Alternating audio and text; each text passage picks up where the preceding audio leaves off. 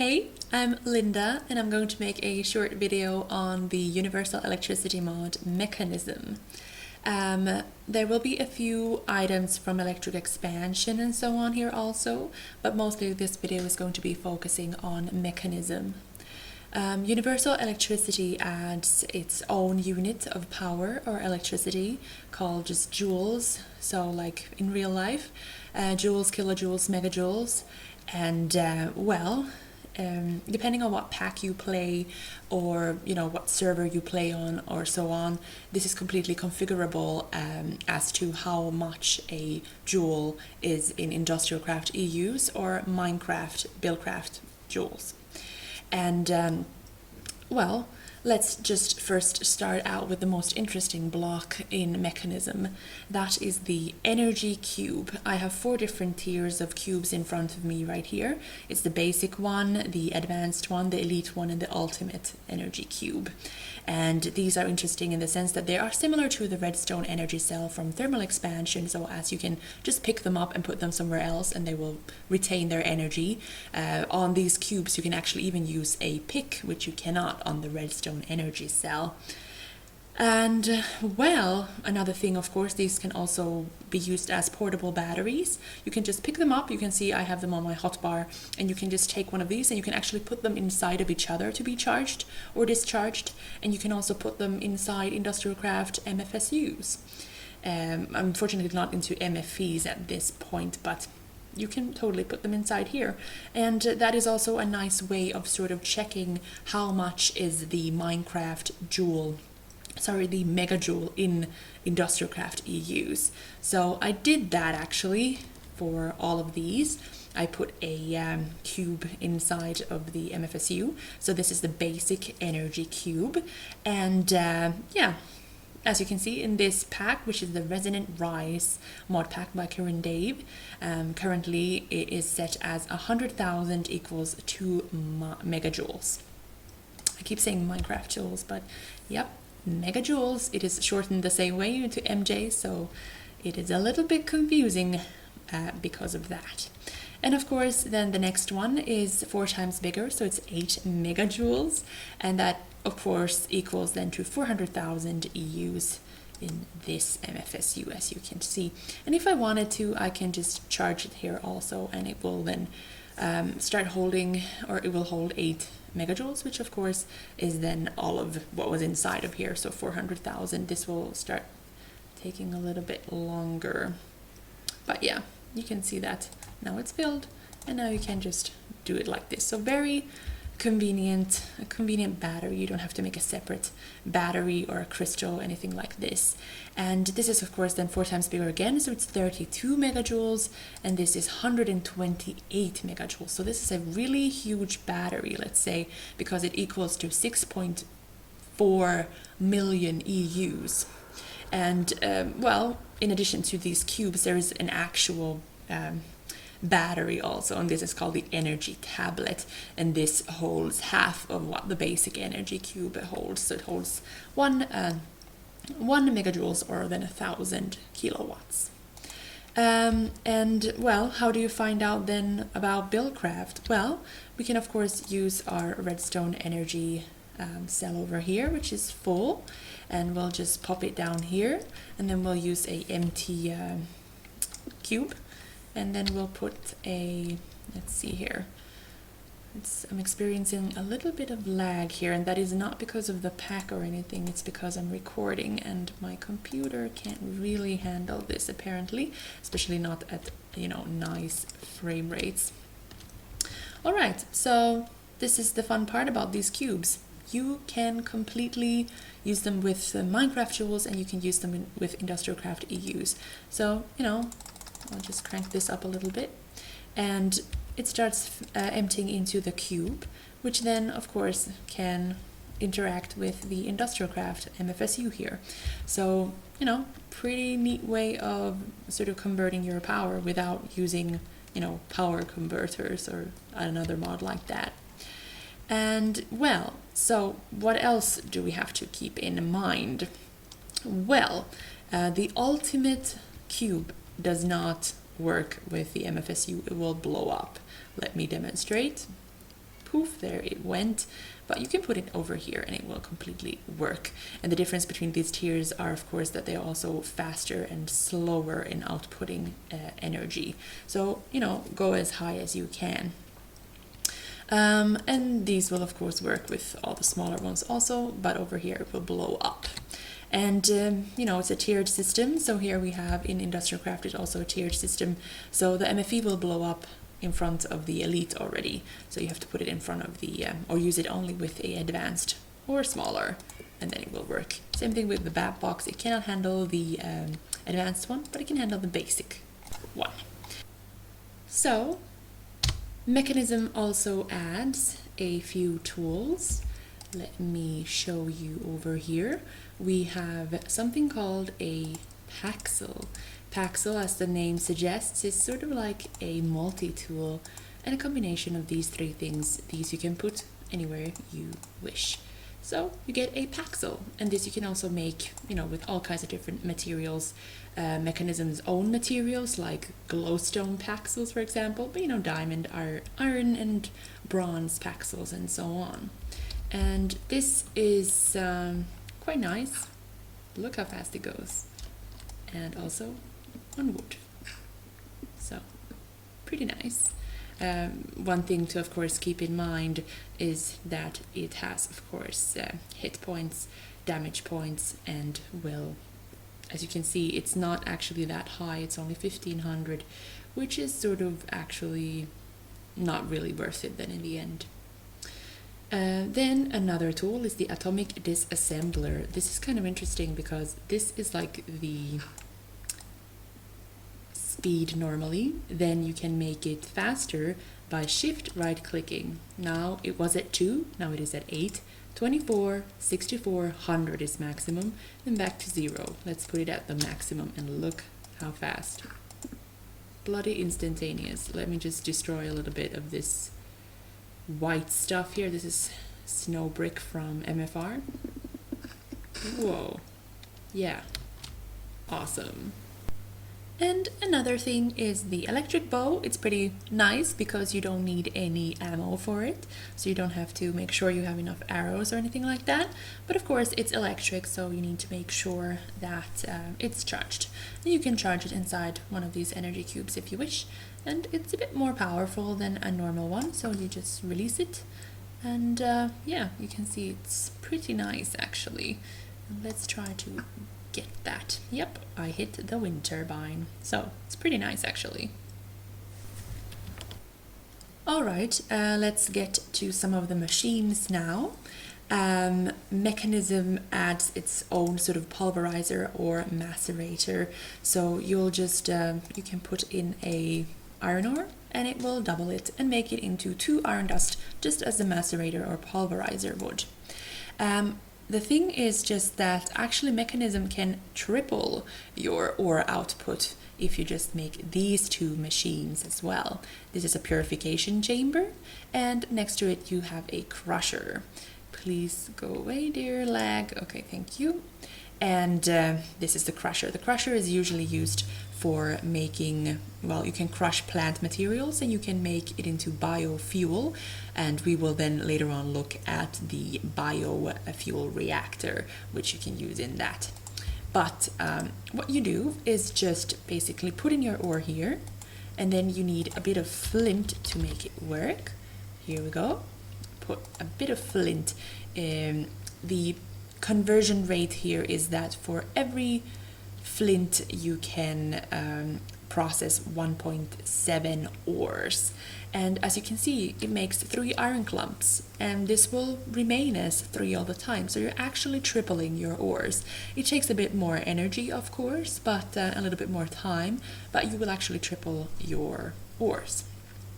As you can see, this machine is not that fast, so what you can do is add energy upgrades or speed upgrades. You can see them over here. So if you put them inside here, they will actually disappear inside the machine. So unfortunately, you have to be sort of sure about where you put your machines. But you can see it's getting faster and faster, and I hope you can see that as well. And yeah, we're getting 3 of these things. That is so awesome. Of course, it costs some flint, but as you probably know, you can make flint from macerating or pulverizing gravel.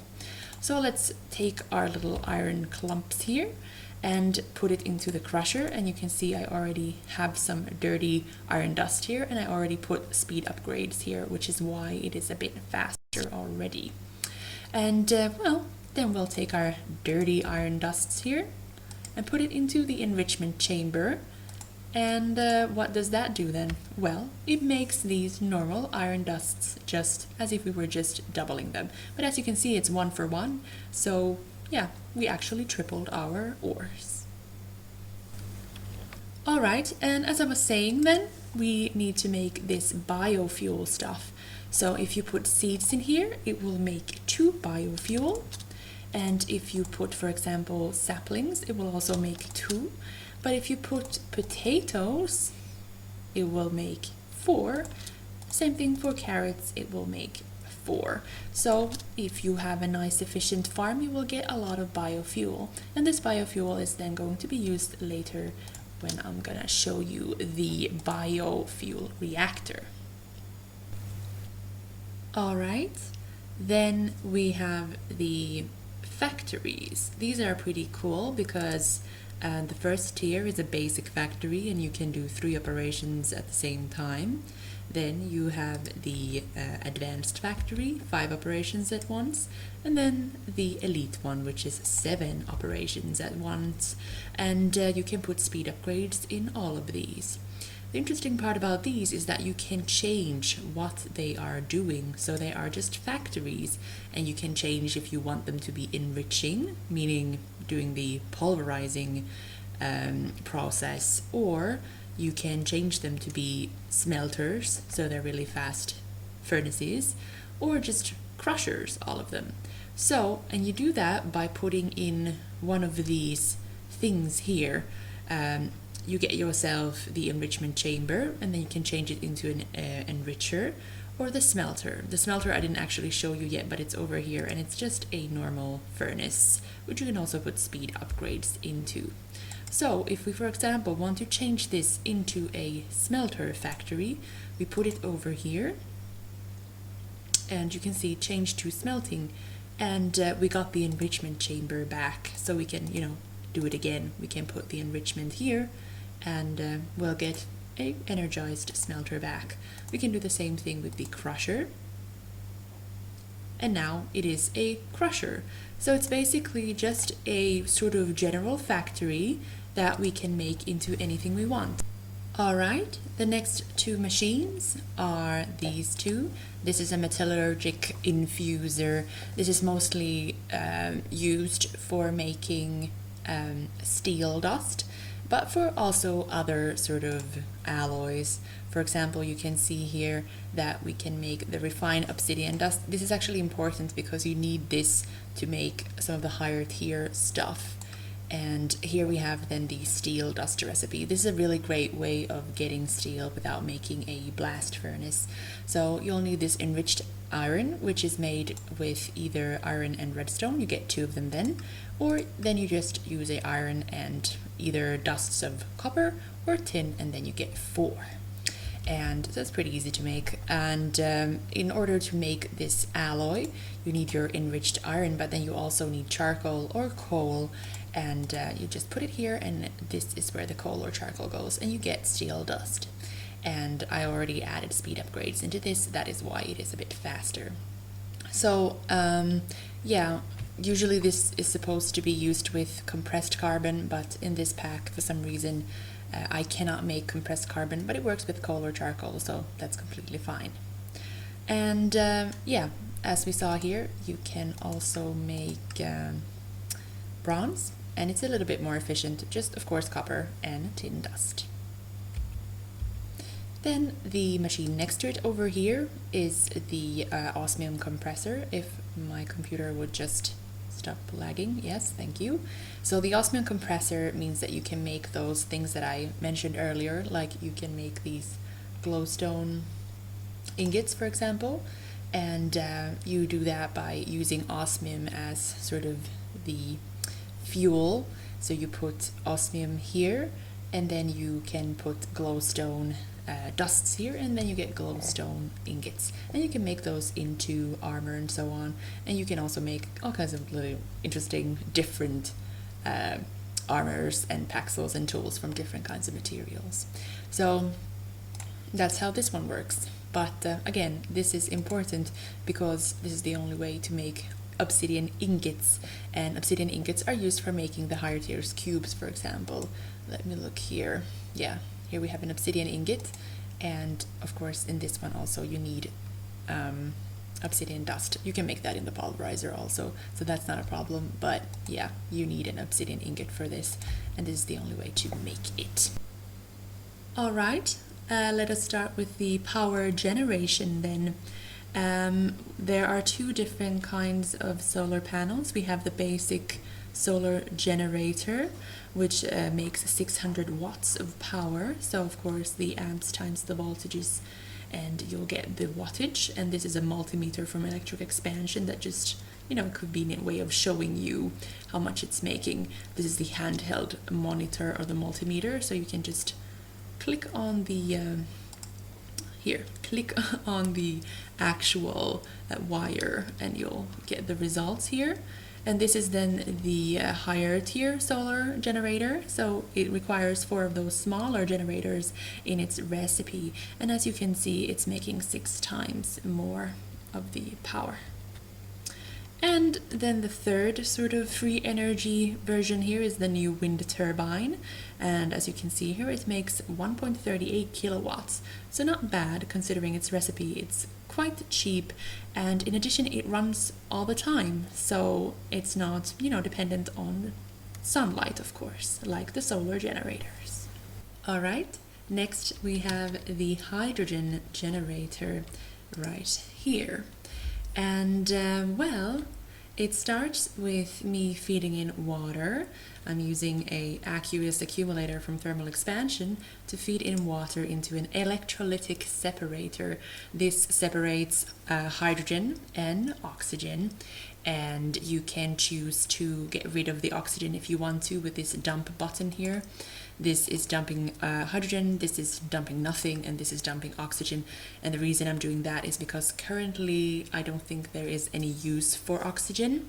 So we're only taking the hydrogen and we're outputting that into the hydrogen generator. And so let's see how much is it actually generating.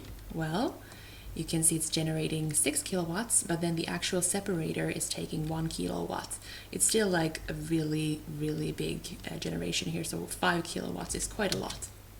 Then you can also, if you don't want to have it sort of automatic like this, you can also put a electrolytic separator that I have right here, and you can see that if I give it power this way, instead of using wires, it starts making hydrogen and oxygen, and I can use these storage tanks, these item ones, and put them here, and then it will fill with hydrogen or oxygen. And I can also use this sort of gas tank, which I can place in the world and do like that, and it says outputting hydrogen. So as you can see, it goes hydrogen here, and yeah, the hydrogen disappeared. And let's dump the oxygen, and then otherwise it stops working. So this way we can store gas inside gas tanks. Then the next generator is the heat generator. It works sort of with the same concept as the thermopile from Red Power, as that it doesn't use the lava.